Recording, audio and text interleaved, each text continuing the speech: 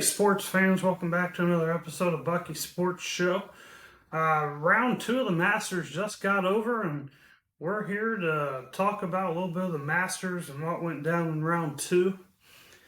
First off, though, I want to talk about a couple of the interesting things that make the Masters, what the Masters is all about. First off, I want to talk about the rules around Augusta National and at the Masters.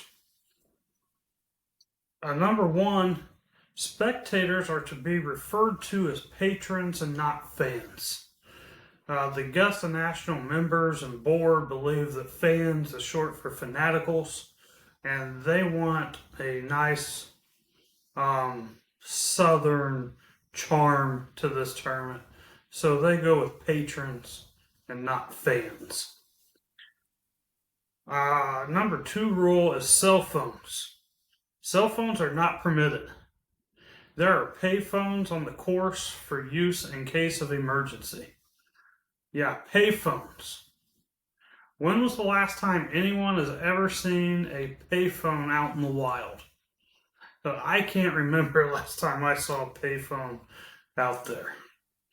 Number three is no yelling.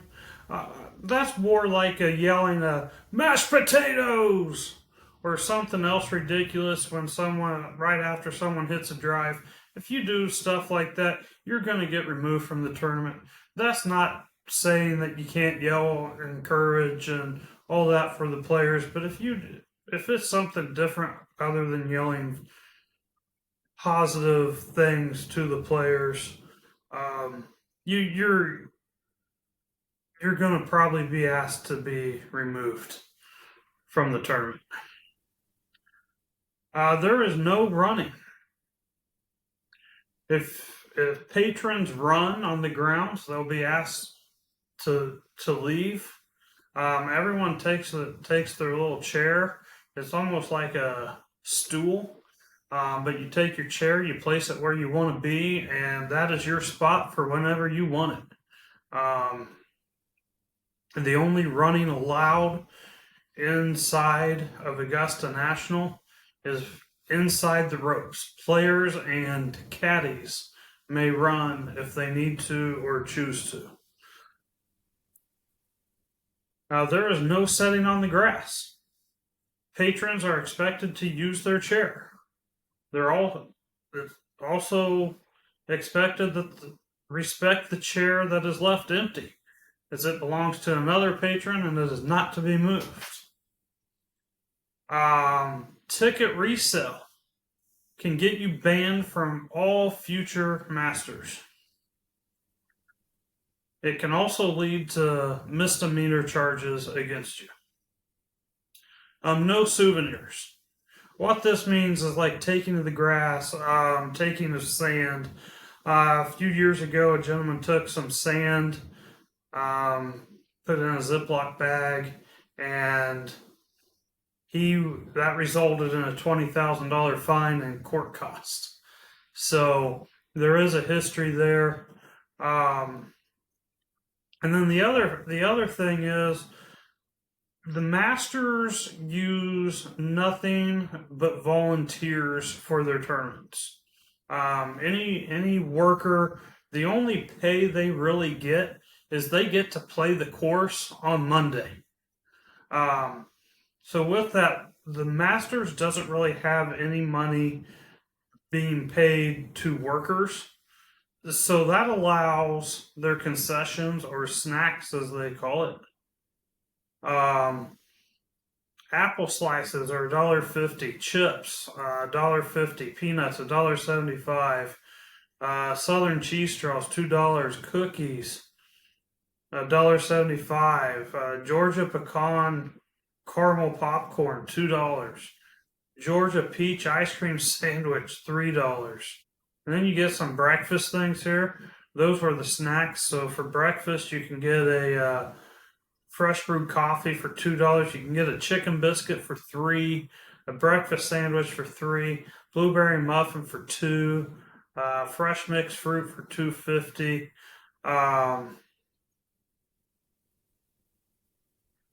Then your sandwiches, They've got egg salad, pimento cheese, both $1.50, and then these are $3 sandwiches.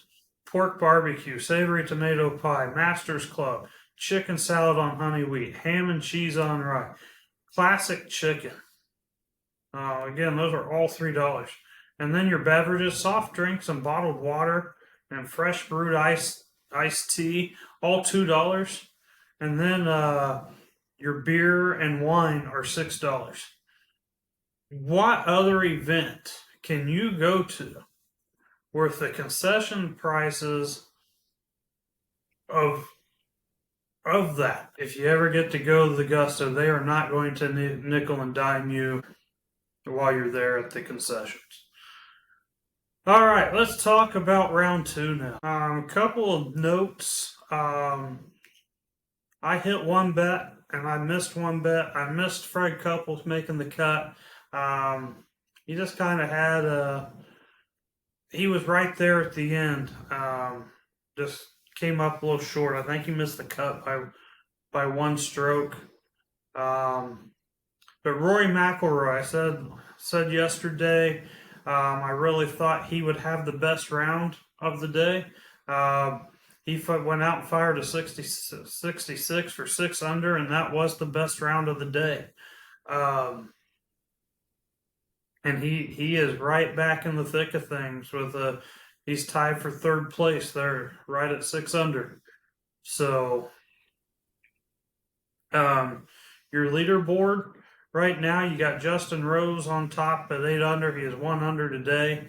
Bryson DeChambeau, he fired 4 under today, so he's 7 under. McIlroy, we talked about right there at 6 under. Connors, he was 2 under today, so he's right there at 6 under. That's your top 4 that's within 2 strokes of the lead. And then there's a lot of guys here at 5 under par. McCarty, Lowry, Scheffler, Hatton. They are all right there within striking distance. And McCarty, he was 1 under yesterday. He got off to he double bogeyed the first hole, and he recovered nicely to get back to 5 under. He actually bogeyed the 18th. He was 6 under after 17, but bogeyed the 18th to get to 5 under. So he was actually 2 over on the tournament on the 5th hole, and he got hot. He birdied 6, 7, 8, 9, 12, 13, 15, and 17. So after a double bogey start, he really turned it on there. Finished strong. All right, so let's get into talking about some of these leaderboard guys, and then a couple of other things of note that I found interesting. Looking at Justin Rose's scorecard here. Again, he was 71. He was 7 under yesterday. I didn't think he would continue that. I was right this round. We'll see what the weekend brings. But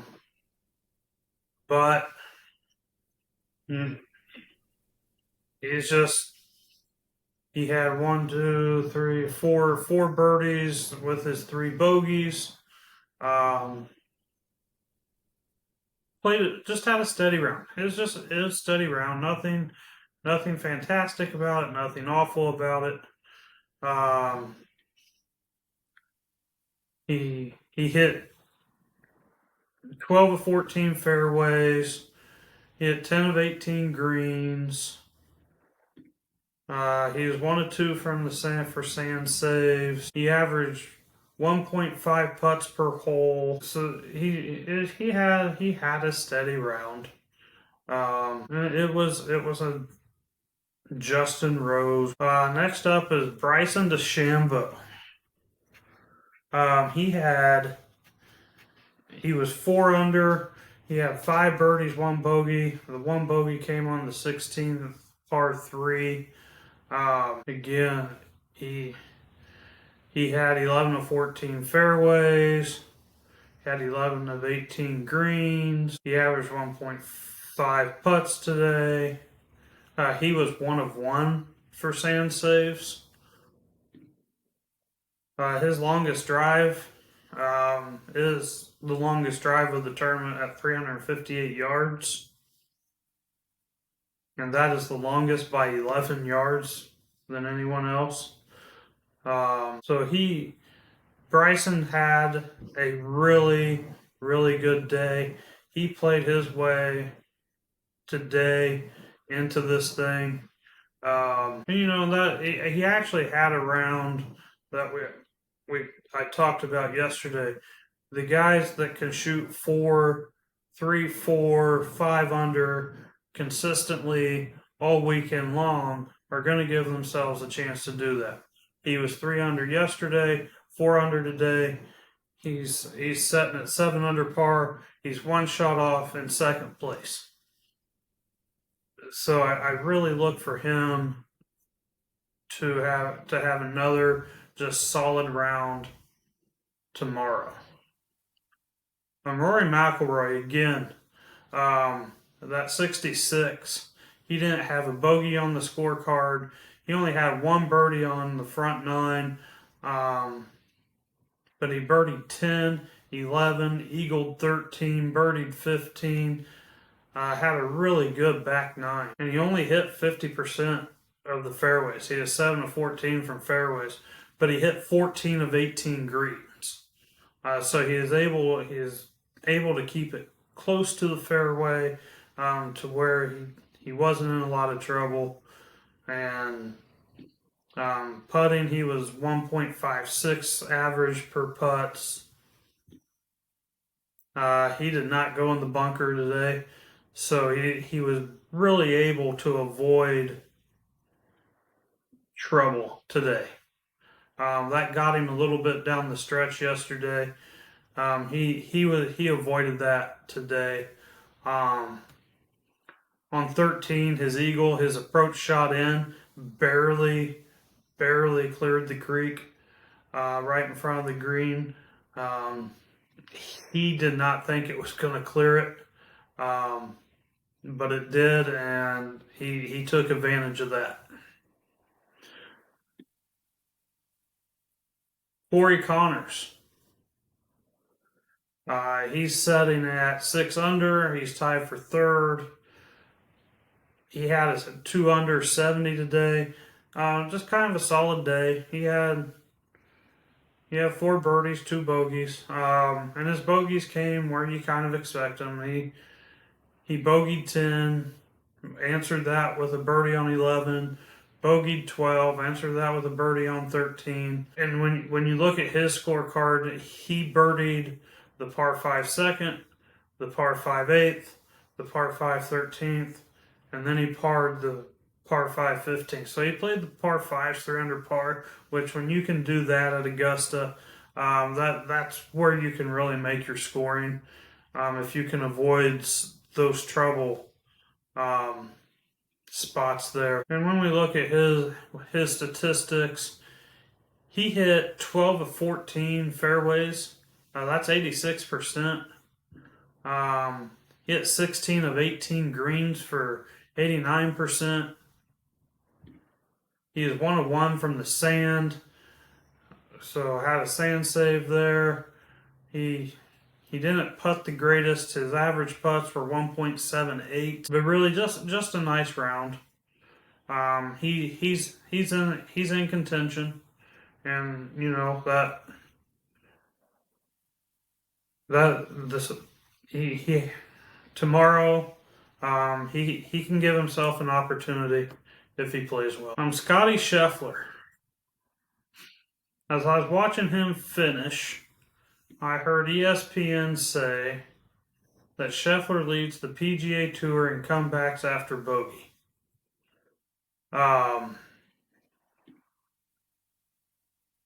So when you look at a scorecard,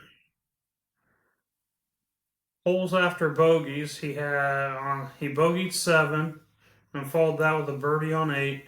He bogeyed 10, followed that with a bogey on 11, birdied 12. He bogeyed 16, birdied 17, and then bogeyed 18 to finish the day. So he was 1 under today. He only had 2 pars on the back 9.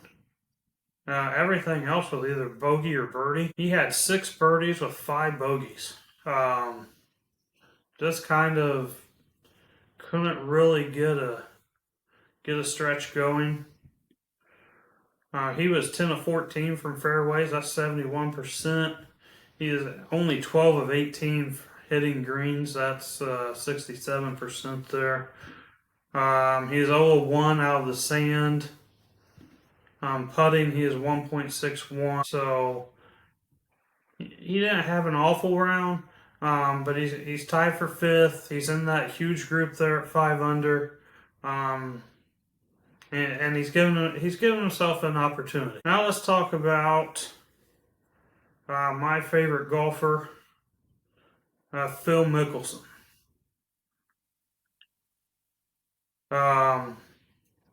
Phil finished the tournament at +5, missing the cut by 3 strokes. And he is 2 over. So he came into the day at 3 over par. He's able to get a birdie on 2. He bogeyed 5. He birdied 6 to get back to 2. He birdied 10 to get to 1. And going into the par 5 15th, he was +1 inside the cut mark, and he went double on 15, bogeyed 16, parred 17, and bogeyed 18. You don't typically see that from Phil at Augusta. You might see it from Phil at the U.S. Open, but you don't see that much from Phil at Augusta. So I just kind of thought that was an interesting way for him to finish there. He was 9 of 14 fairways hit and 11 of 18 greens. He is 0 of 1 from sand. Putting, he is a 1.61 average putts. The next guy I want to talk about is Nick Dunlap. I missed this yesterday. But Nick Dunlap, he's making his 2nd Masters start. He fired an 18 over 90 in round 1. 90 plus 18 on round 1. Round 2 came in and he birdied 3, 4, 8, and 15, and then bogeyed the last 3 holes, but he fired a 171 today. That was the biggest difference from one round to another in the Masters, from a +18 to a -1. I don't know if he was just after yesterday hoping and praying that today just got over for him. But looking here at his stats, the fairways hit were actually better yesterday. Yesterday is 6 of 14. Today he was 5 of 14. Greens hit yesterday was 6 of 18. Today was 9 of 18. Putting yesterday was 1.83, and this is where the difference was. Today is 1.44. Yesterday he didn't go in the sand. Today he was 0 of 1. So really, and I don't know how yesterday's round played out to where he got to 90. But stat-wise, he wasn't much better stat-wise today than he was yesterday. But the scorecard yesterday did not have a single birdie on it, and today it had 4. So just an interesting round there from Nick Dunlap, going from 90 to 71. Kind of an oddity there. And then one more thing I want to mention here. I did say yesterday that my cousin Jackie gave me a little tip here on King Griffey Jr. I did look that up. He told I saw this in the New York Post. Said, and I'm going to quote here when asked, he was asked about how he got into sports photography. And this is King Griffey Jr. said, quote, "It was actually the only way I could see my kids. I was still playing, and I understand what my dad felt like coming to watch me play. But now with social media, it was a little different. Everybody's like, oh, Ken's here. My daughter literally stopped dribbling a basketball and just looked at me when she was 5, and I was like, okay, I've got to pay more attention to what's going on. And I figured nobody's messing with the photographer. Well, let me pick it up." End quote. And if you Google King Griffey Jr. photography, there's a link to ESPN, and it has some of the pictures he has taken at this year's Masters, and they are really good. And at the end of the New York Post article, he does admit that he does like hitting home runs better than taking pictures. But what an interesting way to keep people away from you to where you can watch your kids play their sports and do their thing and not be a distraction to literally everyone around you, probably, by being the photographer. He's taking photographs of his son playing, I think it's football, at Florida A&M. Obviously, his daughter there with basketball. So he's really enjoying that photography thing. So kudos to him for that. And from what I've seen, he's pretty good at it. All right, well, that's round 2. Tomorrow, Saturday, moving day at Augusta. One of the best rounds of the year that I look forward to the most.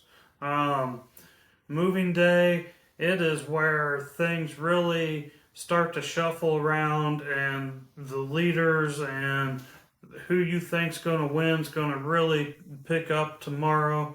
I'm going to give you one I'm feeling. I think the best round tomorrow is Scotty Scheffler. I think he comes out with that 5-6 under range and puts himself right there with the leaders, if not in the lead going into Sunday. With that being said, I'll wrap up this episode. Thanks for tuning in. If you have anything you want discussed or questions, send me an email at buckysportshow@gmail.com.